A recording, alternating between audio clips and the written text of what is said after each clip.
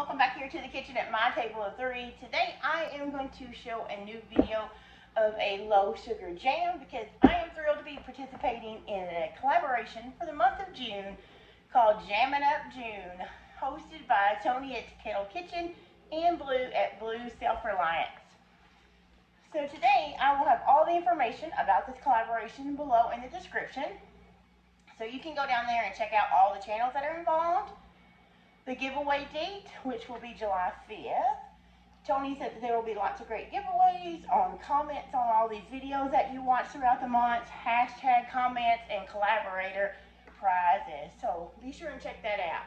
It is at 10 p.m. Central Standard Time. So that would be 8 p.m. Pacific, 9 Mountain Time, and 11 Eastern. So, and I may have messed that up, but don't worry, that's below too, because I'm not good at all that either. But I wanted to show you that today I'm going to be using my Pomona Pectin cookbook. This is called Preserving with Pomona Pectin.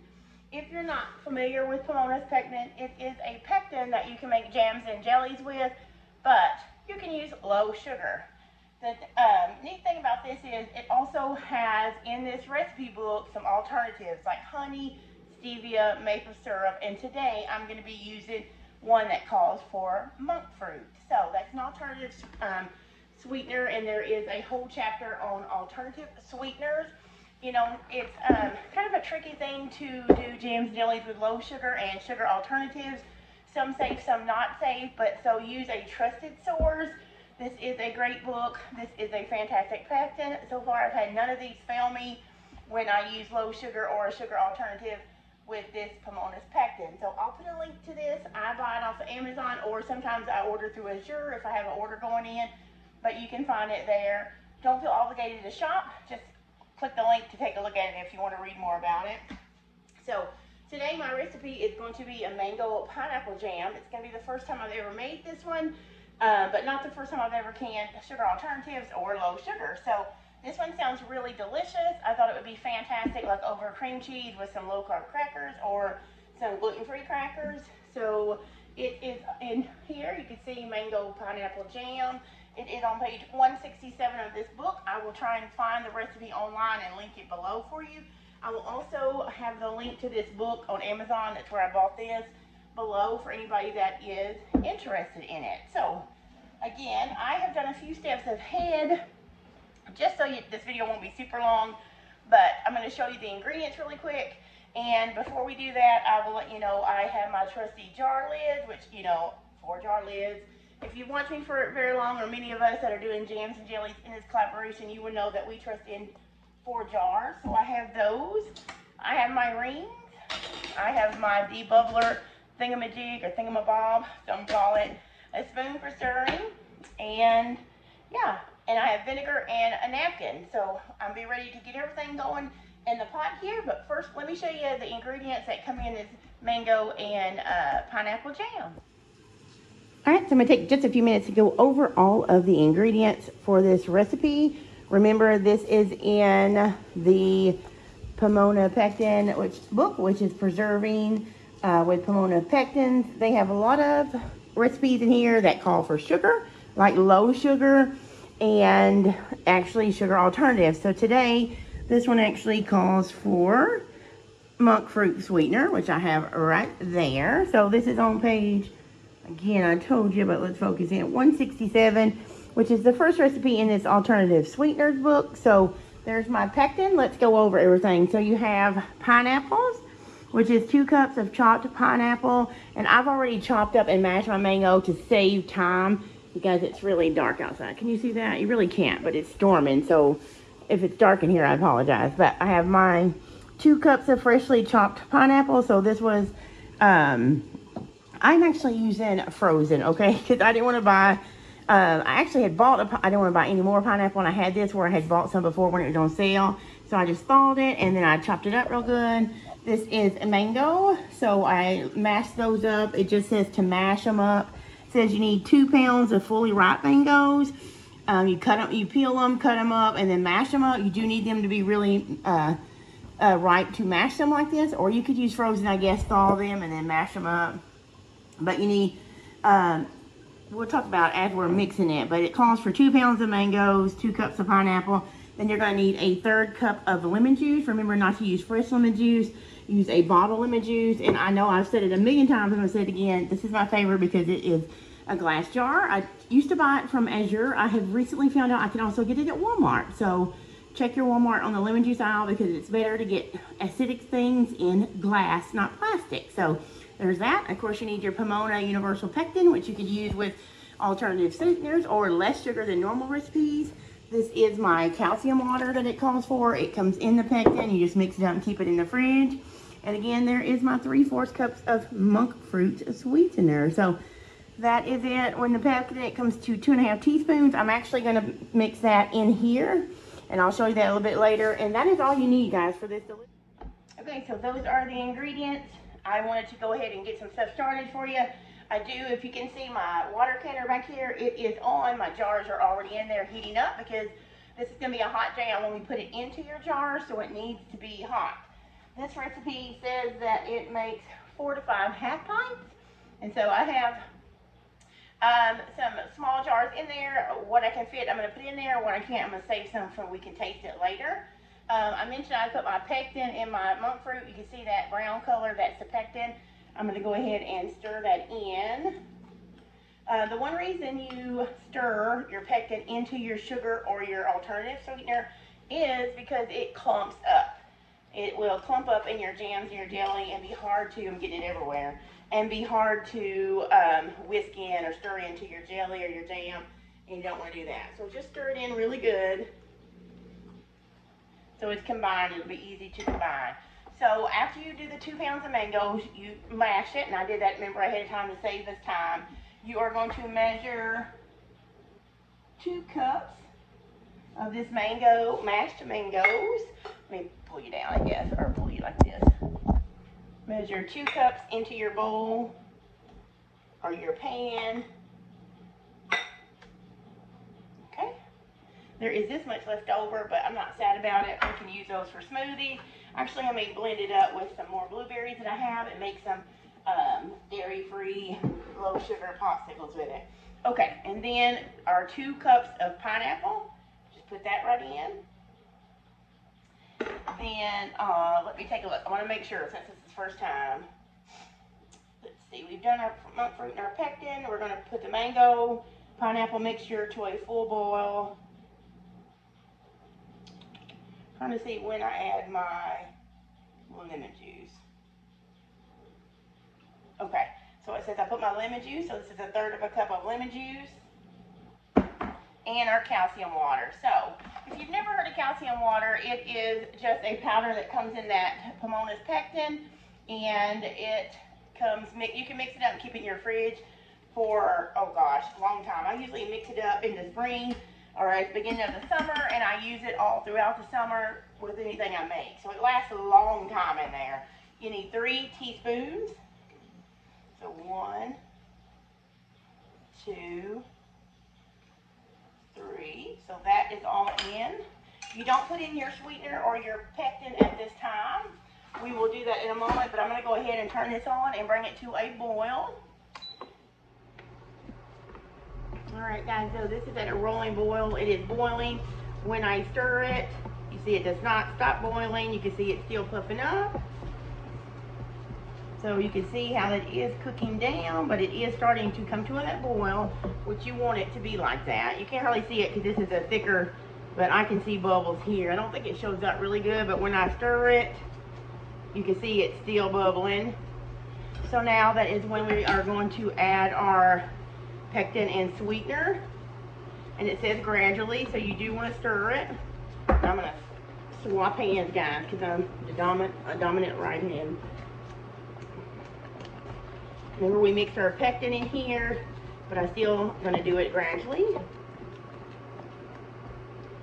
So just a little bit at a time, stir it in. Monk fruit is one of those sweeteners that does not have a bad aftertaste. If you're looking for an alternative to sugar for your cooking or baking, you might try monk fruit. I enjoy it. I also enjoy the sweeteners that are monk fruit and allulose blends. Those are really good too. Okay, let's see. So stir that up really good. Okay, so now I'm going to put a timer on, and we are going to boil this vigorously for 2 minutes. 1 to 2 minutes, it says. I'm going to do 2. Usually I find that's better. Let me look at the timer here. Excuse me. Oh, guys, it smells so good. So tropical. So tropical. Look at that. I bet that's going to be amazing. There's also one I seen from Pomona Pectin, which was a habanero mango pineapple jam. I bet that is really good. The sweetness is good with the spice.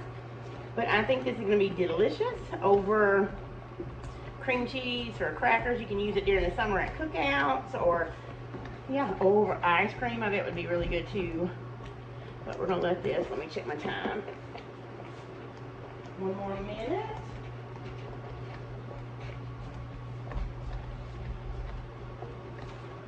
Okay. So I'm going to go ahead and switch over, grab my jars, and time I bring you back, this will be ready to ladle up. Okay, got it off. It is over here to the side, and I am going to ladle it into our jars. You are going to use a 1/4 inch headspace. Oh, it's already setting up in a good texture, so. You guys, if you could smell my kitchen, it smells so good. It really smells like a tropical. Always good to use a funnel. Ouch. You guys see that? Even though you make a mess like me, don't worry though, because what are we going to do after we get our jars ladled into? We are going to wipe everything down with vinegar because we do not want our jars not to seal. And even though those are amazing jars, or lids from 4 jars, if you have sticky residue around your jar lids, so hot, I'm trying to clean up a little bit, it will not stick. It will cause a false seal. Of course, with jams and jellies, you could just eat it. But I want to gift a couple of these and then put a couple of these in our pantry. There is just a little bit you can see left in here, but we're going to use that for tasting. I got my vinegar here. Next thing I may actually have to add some. That one's okay. That one's okay, but this one actually needs a little bit more to be 1/4 of an inch. And this one too. Okay. Oh, I'm going to go ahead and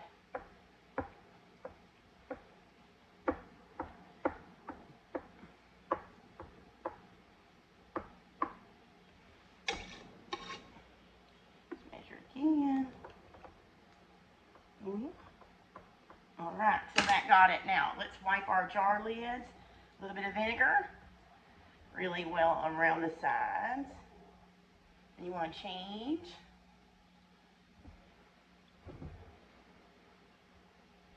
Really well.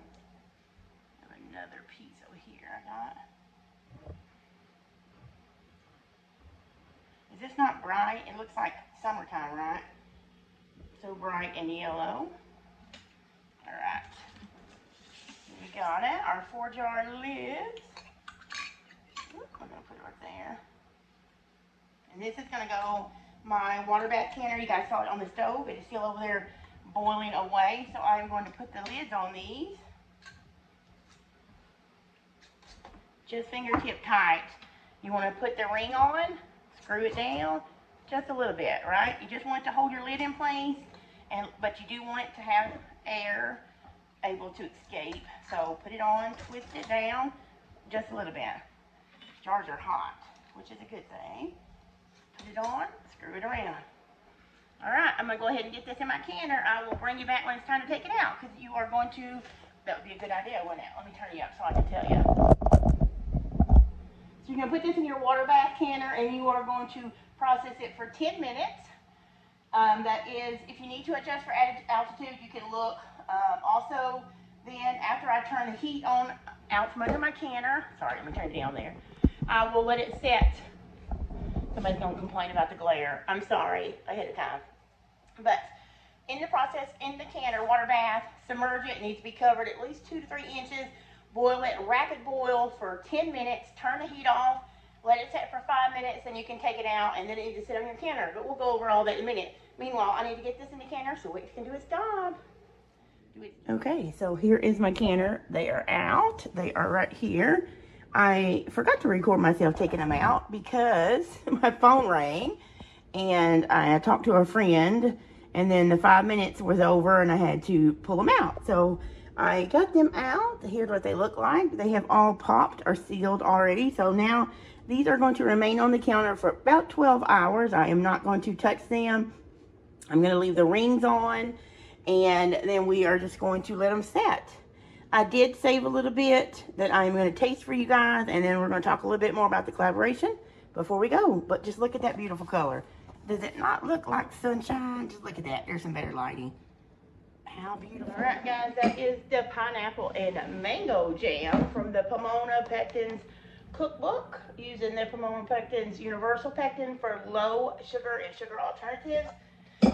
It smells amazing, like I said. I did have a little bit left over. You can see the texture. It is just so beautiful.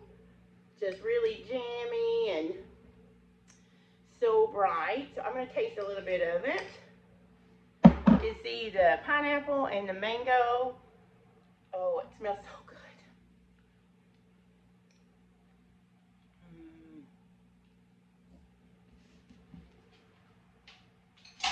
Oh, that's good.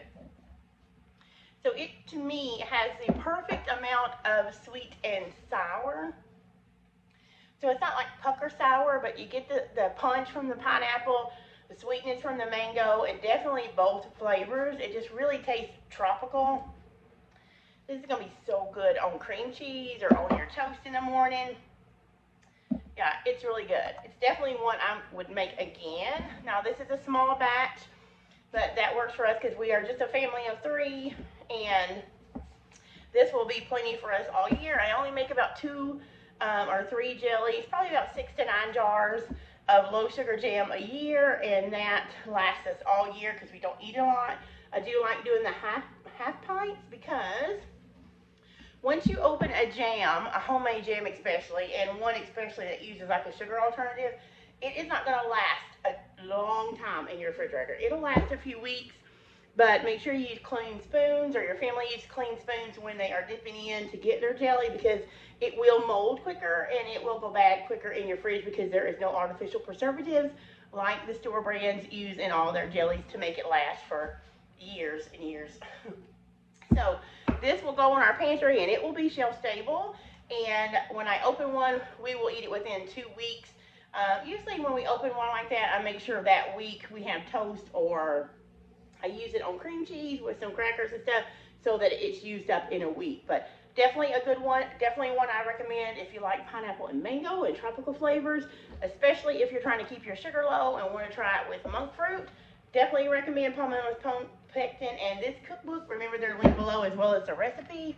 And you guys, don't forget to check out all the other super channels that are participating this month in Jam It Up June. Thank you, Tony. Thanks, Blue, for including me. I've done this 2 years in a row now, and it's one of my favorites. I love canning. I like doing and trying new jams, so I hope you like this recipe. Enjoy all the other recipes, guys, and stay tuned for that giveaway on July 5th. And until the next recipe in my kitchen, I'll see you later.